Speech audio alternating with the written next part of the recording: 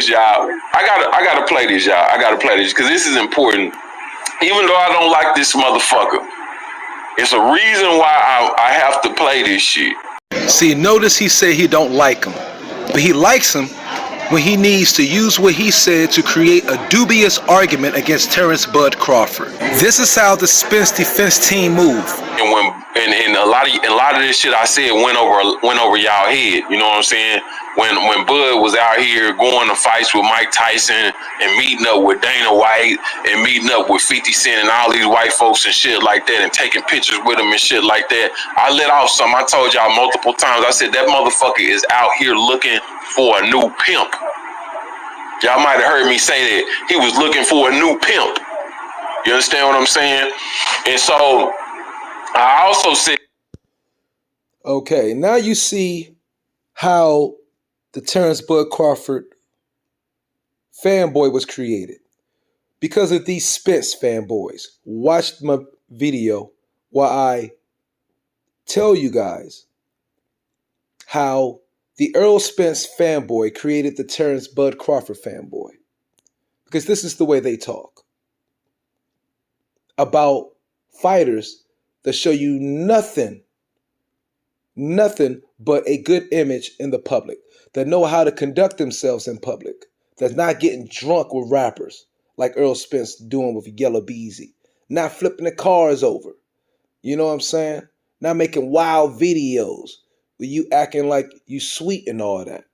There's no way in hell Errol Spence is worth more than Terence Bud Crawford, like you guys love to claim all the time. It's not possible. Nah, not with this, because mainstream media ain't gonna push this.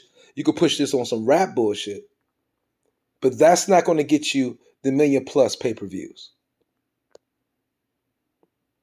And I've also been saying to y'all on multiple occasions that Bud Crawford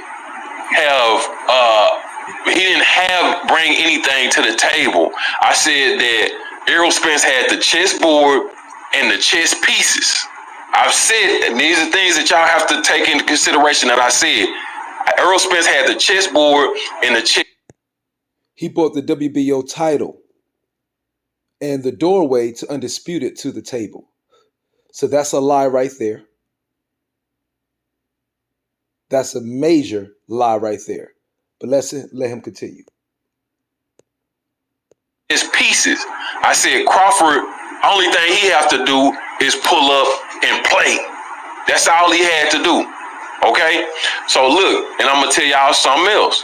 I'm going to tell you. And that's exactly what he did. That's exactly what he did. He even left Bob Arum to do that. Okay? What are you talking about? It's been 5 months of negotiations where PPC had all the power and they still could not get the fight done. If you let these guys talk long enough, they'll talk themselves into some bullshit. If you let these guys talk long enough, you will start, and you truly listen, you will start to hear them undermine themselves in the argument. Y'all, something else that I've been saying that is important, because people is running around here with this fake ass narrative and this bullshit ass narrative, okay, that Terence Crawford wasn't getting no guarantee. That's a fucking lie. Terence Crawford was guaranteed. He had a guarantee on his base, and his guarantee was there. He had a guarantee. If the base and guarantee was there, where's your receipts? Where are your receipts? These guys will spew rhetoric and lies out there with no proof backing them up. This is what the LDBC, which is who we are watching, and the rest of the Errol Spence fan club and promotional team and defense team does. He's putting stuff out there with no proof. Nothing's been reported at all. He also had residuals, okay? And he accepted those motherfucking terms. I agreed to their bullshit ass term. He accepted them, right? So listen, I want y'all to hear something. So he's admitting that Terence Bud Crawford accepted the terms. Now, only thing left is, okay, I accept the 35%. Let me see where the 35% is coming from. And that's where Terence Bud Crawford wanted to see. Where the expenditure was going to. What was the cost? So he could himself and his lawyers figure out the net, and boom, we have a signed contract and a fight. I want y'all to hear something, and it's important that y'all listen to this, okay? I want you, and this is gonna, and I know a lot of y'all, this whole conversation goes over y'all's head with Bob Arum, okay? But you have to hear this to get an understanding. And look how he has to speak down to his own subscribers. Now, he's running game on y'all, people. He think his subscribers can't understand what Bob Arum is saying to him. And he's telling them all it's going over y'all heads. Then damn, how ignorant or illiterate Errol Spence fans must be for him to have to say that. Let's continue. And I'm gonna break down why it's important. And shout out to YSM Sports. Shout out to YSM Sports. How you feel today? All right, cool. Just wanted to kind of get your thoughts on the, it seemed as though we were going to get Spence versus Crawford immediately, and then Crawford goes on to, sign up to fight David Alphaesian on BLK Prime. What are your thoughts on that whole thing? My thought is that I really don't know what happened with the negotiation, but I was always somewhat skeptical that they would result in a fight because Crawford had no promoter. And in order to really make a deal like that. Okay, and so a lot of people is confused when Bob Arum keeps saying that. Because he sounded like he on some bullshit, like, bitch, you just mad when Bob Arum said, well, Crawford, he didn't have a promoter, you know what I'm saying? He needed a pimp in the deal. He needed to fuck with some pimping. That's why he couldn't get the deal done. You know, the bitch was just a renegade, you know what I'm saying? The bitch can't, she don't know what to do with the money, you know what I'm saying? That's what it sounds like when he says this to a dumbass fan. You understand what I'm saying? It sounds like he's mad because he wasn't in the deal. Okay, so I'm letting y'all understand this, okay? Because I know that's what a lot of y'all is saying. Crawford, you think he is because he mad that he's not in the deal. You know what I'm saying? But I'm gonna let this play on a little bit. Okay, this video was a video to counter the truth spilled by Bruce Vane video. And here it is.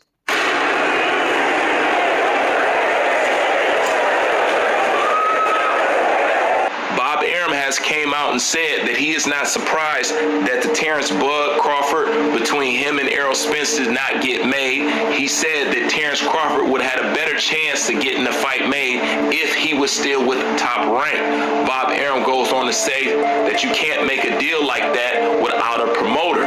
He said he was in better hands with me because he has done business with PBC in the past before and more likely to get it done. I tend to beg to differ on that because Terence Bud Crawford has given Bob Arum ample opportunity to get the fight made.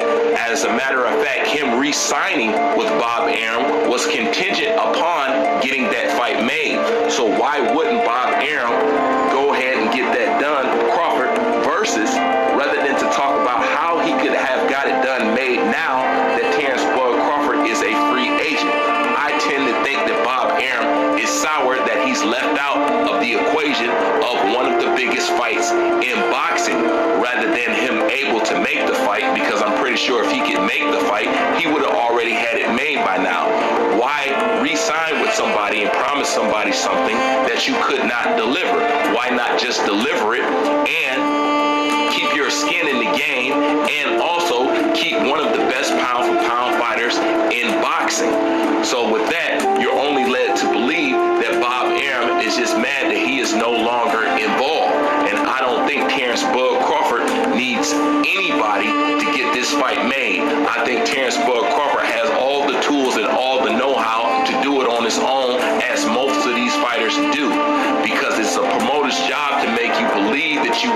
promoter, or you need the promoter to get these fights, or you need a promoter to do this, and you need a promoter to do that. You know what I'm saying? As Floyd Mayweather has proved to you, as Roy Jones has proved to you, that is not true. So understand, this whole live was to counteract that video. To really make a deal like that, you got to go in with a promoter who is prepared to put up a big guarantee for your side. Did you hear that? That's key right there. And a lot of motherfuckers miss this, because a lot of motherfuckers get mad when he say he didn't have a promoter. The fact of the matter is this. When you have a promoter, and this is another thing that I brought up to y'all on multiple occasions with the Tyson Fury situation.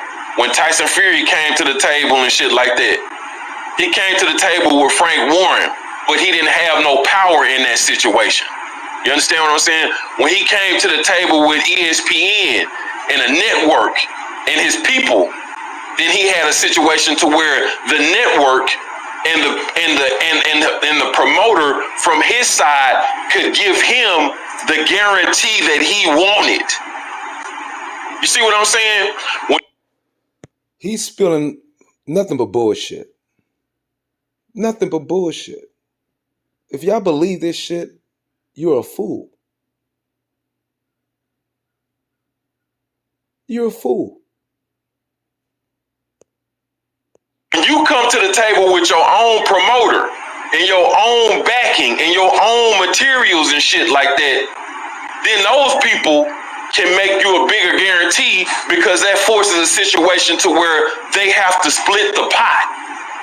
And that's when transparencies and shit start happening. But when you ain't got nothing, and you looking for me, like, let me say this, because this is another thing that's fucked up. Al Heyman is doing the business. He's doing the business for Errol Spence. Errol Spence is the promoter. Man Down Promotion is the promoter in this situation. If you hear what he said, Errol Spence is the promoter, but he don't do the business. So he might as well be Al Heyman's bitch. Errol Spence is the promoter. So they're going to give Terence Crawford a guarantee, but just like Terence Crawford said, I agreed to all they bullshit. They paying him just like he's another fighter. Just like he's another fighter. He's not coming to the table with nothing. So what Bob is telling you is that the representation, they're going to go in there with everybody and sort out everything and make everything get done. Terence Crawford, his business acumen isn't there. He don't have the tools and shit. Okay, let me jump in. First of all, when Sean Porter went to fight Terence Crawford, the PBC was not involved in that. That was strictly promoted by Top Rank. And that was Sean Porter's fight. PBC didn't have nothing. They released Sean Porter to fight Terence Bud Crawford. If I'm not mistaken, correct me if I'm wrong. You did not see no joint promotion at all with that fight. That was strictly Top Rank, Terence Bud Crawford, and Sean Porter. So flip that on the other side.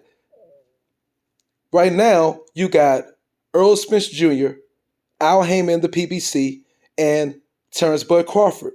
Why can't it work?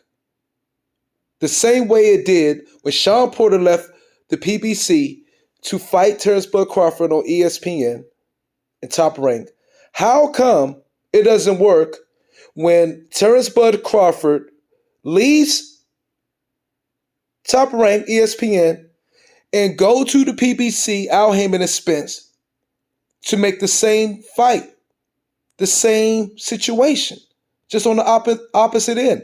Ask yourself that question, because that blows his complete argument up. Totally. Completely.